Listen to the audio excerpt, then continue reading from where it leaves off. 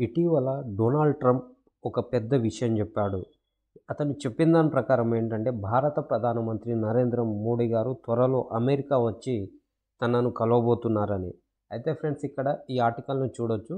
నరేంద్ర మోడీ గారు ఫిబ్రవరిలో ట్రంప్‌ను కలిసే అవకాశం ఉందని చెప్పేసి హిందుస్థాన్ టైమ్స్‌లో ఈ న్యూస్ అయితే రావడం జరిగింది. అయితే ఫ్రెండ్స్, మోడీ గారు ట్రంప్‌ని కలవడం మాత్రమే కాకుండా అమెరికా వెళ్ళిన తర్వాత అక్కడి నుంచి అక్కడ ఫ్రాన్స్‌కి కూడా వెళ్ళబోతున్నారు. అయితే అసలు ఫ్రాన్స్‌కి ఎందుకు వెళ్తున్నారు ఏంటి అనే అంశాన్ని చూస్తే, ఇప్పుడు అమెరికా మరియు ఫ్రాన్స్ మధ్యన ఈ గ్రీన్‌లాండ్‌కి సంబంధించిన వివాదం అనేది చాలా కీలకంగా ఉంది. సో, ఈ నేపథ్యంలో ఫ్రాన్స్ మరియు అమెరికా మధ్యన సంబంధాలు చాలా క్రమంగా దిగజారుతున్నాయి. ట్రంప్ చాలాసార్లు గ్రీన్‌లాండ్‌ని అమెరికా ఆక్రమించాలని చెప్పాడు. అయితే దీని మీద స్పందిస్తూ ఫ్రాన్స్ ఏమని చెప్పిందంటే, గ్రీన్‌లాండ్‌ను ఈ డెన్మార్క్ దగ్గరనే ఉంచాలని చెప్పేసి, అవసరమైతే ఆ విషయంలో మేము సైన్యాన్ని పంపిస్తామని కూడా ఫ్రాన్స్ చెప్పడం జరిగింది. ఈ సమయంలో ట్రంప్ అన్న మాటలు ప్రపంచవ్యాప్తంగా చాలా చర్చనీయాంశమయ్యాయి. అటువంటి సమయాన మన భారత ప్రధాని మోడీ గారు ట్రంప్‌తో భేటీ కావడం కూడా చాలా ప్రాముఖ్యతను సంతరించుకుంది. ఇది కేవలం భారతదేశానికే కాదు, ఆసియా ఖండ రాజకీయాలు మరియు ప్రపంచ రాజకీయాలను కూడా చాలా విధంగా ప్రభావితం చేసే ఒక కీలకమైన భేటీ అని చెప్పొచ్చు. మోడీ ట్రంప్ భేటీ వెనుక కారణాలు ఏమున్నాయనేది చూద్దాం ఫ్రెండ్స్ ఒకసారి. ఇటీవల ట్రంప్ కొన్ని దేశాలు అమెరికాకు హాని చేయాలనుకుంటున్నాయని చెప్పేసి మొట్టమొదటిసారిగా భారత్ మరియు చైనా దేశాల పేర్లను ప్రస్తావించారు. అయితే ఆ తర్వాత మళ్ళీ దాన్ని సవరిస్తూ తను చెప్పిన మాటలను తానే సవరించుకుంటూ, దేశాలు అభివృద్ధిని వేగంగా అభివృద్ధి చెందాలని కోరుకుంటున్నాయని, కాకుంటే అది మన అమెరికా యొక్క ఆర్థిక వ్యవస్థకు చేటు చేకూరుస్తుందని చెప్పేసి అతను కొంచెం సవరించుకున్నాడు తన మాటలను తాను. అయితే మొదటగా భారత్ మరియు చైనా దేశాలను అయితే ప్రస్తావించాడు ట్రంప్ గారు. అయితే మన ట్రంప్ మరియు మన మోడీ గారి భేటీలో భాగంగా మనకు కొన్ని కీలకమైన అంశాలు అయితే చర్చకు వచ్చే అవకాశం ఉంది.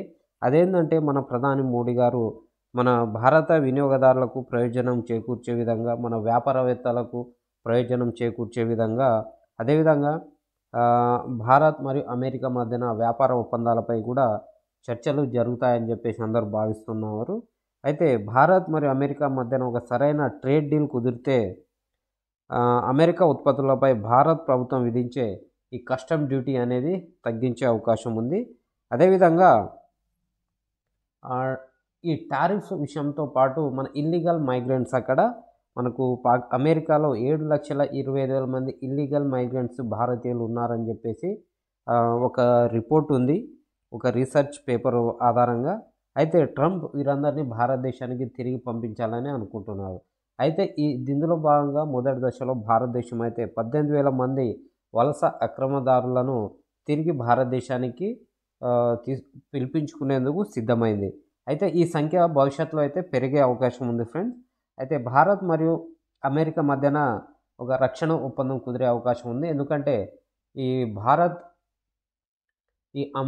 రష్యా మరియు ఉక్రెయిన్‌కి సంబంధించిన యుద్ధం ముగుస్తుందని చెప్పేసి అమెరికా సంకేతాలు ఇవ్వడంతో, ఇక అమెరికా ఆయుధాలను అమ్మడానికి మరో దేశాన్ని అయితే వెతుక్కునే పనిలో ఉంటుంది. సో, ఈ నేపథ్యంలో భారతదేశం అమెరికా నుంచి F-35 యుద్ధ విమానాలు లేదా ఇతర రక్షణ పరికరాలను కూడా కొనుగోలు చేసే అవకాశం ఉంది. దీని మీద కూడా చర్చలు జరుగుతాయని భావిస్తున్నారు. అయితే భవిష్యత్తులో భారతదేశం పాకిస్తాన్‌తో లేదా ఇతర దేశాలతో ఉద్రిక్తతలు ఏర్పడి యుద్ధం చేయాల్సి వస్తే ఈ కొత్త ఆయుధాల కొనుగోలు అనేది మనకు అత్యవసరం అవుతుంది. కాబట్టి ఈ విషయాల్లో, అదేవిధంగా ట్రంప్ భారతదేశానికి రాబోతున్నాడా అనే అంశాలు కూడా ఇప్పుడు చర్చలో ఉన్నాయి. అయితే భారతదేశంలో జరిగే క్వాడ్ సమావేశంలో మోడీ మరియు ట్రంప్ గారు ప్రత్యేకంగా సమావేశమయ్యే అవకాశం ఉంది.